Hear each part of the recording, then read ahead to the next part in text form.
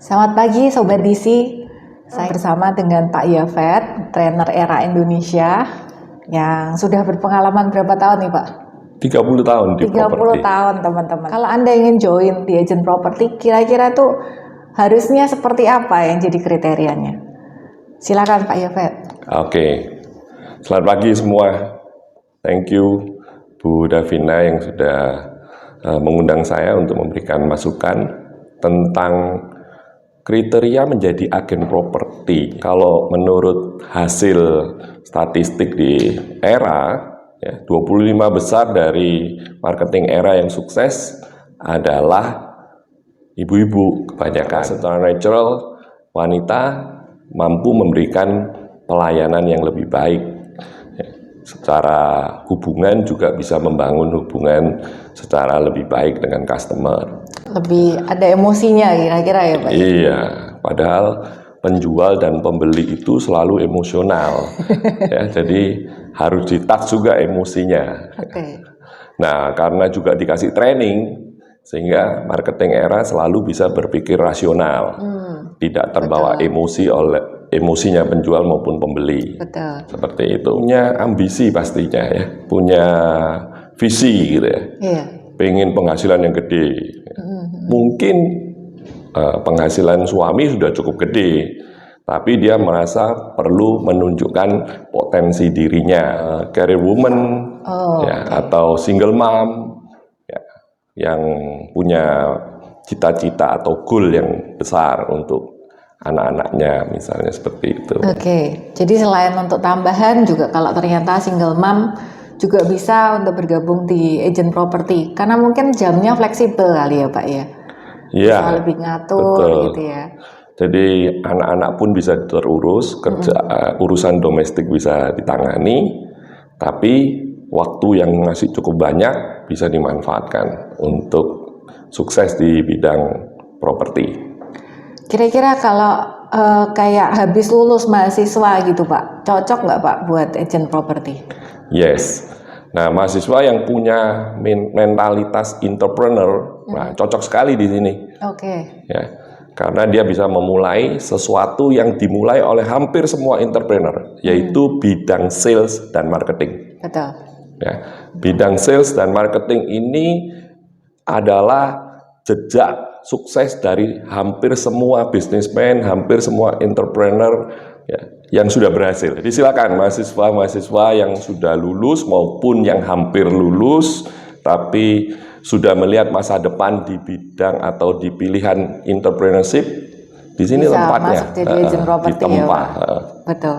Kalau misalkan dimulai dari part time, apakah itu memungkinkan Pak? Kadang-kadang kan orang mungkin masih kerja ya, masih kerja di saat ini masih kerja, tapi pengen ada tambahan lagi nih gitu. Nah, kira-kira gimana Pak? Jadi sebetulnya freelance agent di bidang properti banyak sekali gitu. Nah, kalau kita sekarang bicara full time dan part time pasti beda dengan 30 tahun yang lalu waktu saya rekrutmen full time dan part time. Betul. Gitu. Jadi yang saya lihat freelance agent itu seringkali merasa free untuk menentukan waktu. Nah, yang dimaksud fleksibel di freelance agent itu bukan free menentukan waktu, tapi bisa mengalokasikan waktu secara tetap, secara ajak, ya.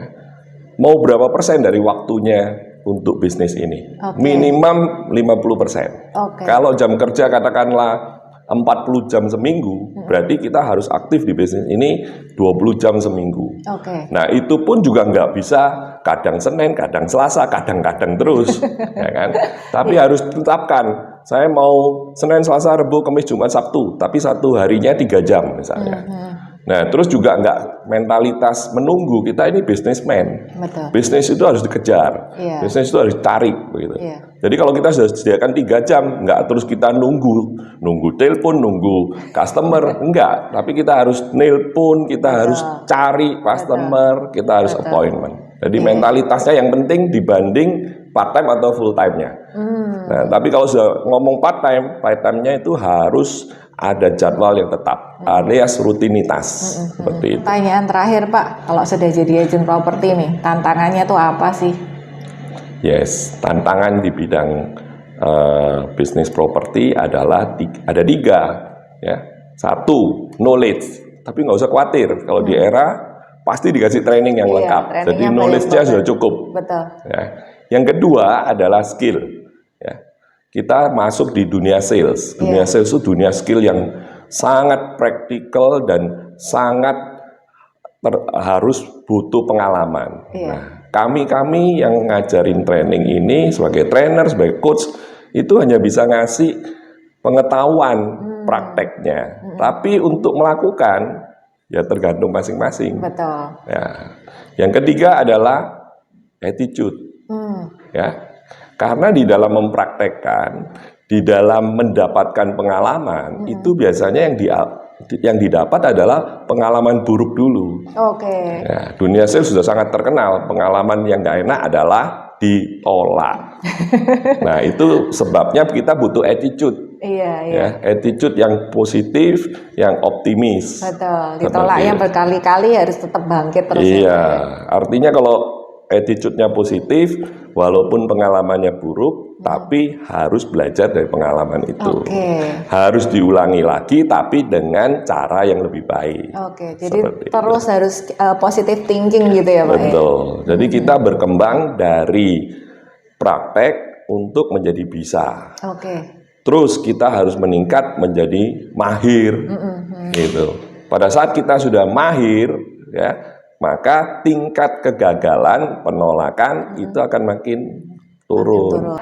Terima kasih banget untuk waktunya Pak. Sama-sama, Rina. Sukses untuk era DC. Iya, terima kasih. Jadi teman-teman kalau mau jadi agent properti, pilih kantor yang benar-benar ada trainernya yang bagus, juga timnya yang solid nih. Makanya kalau mau masuk ke era, pasti ketemu sama Pak Yafet sebagai trainer. Sip. Iya. Terima kasih teman-teman. Bye-bye. Bye.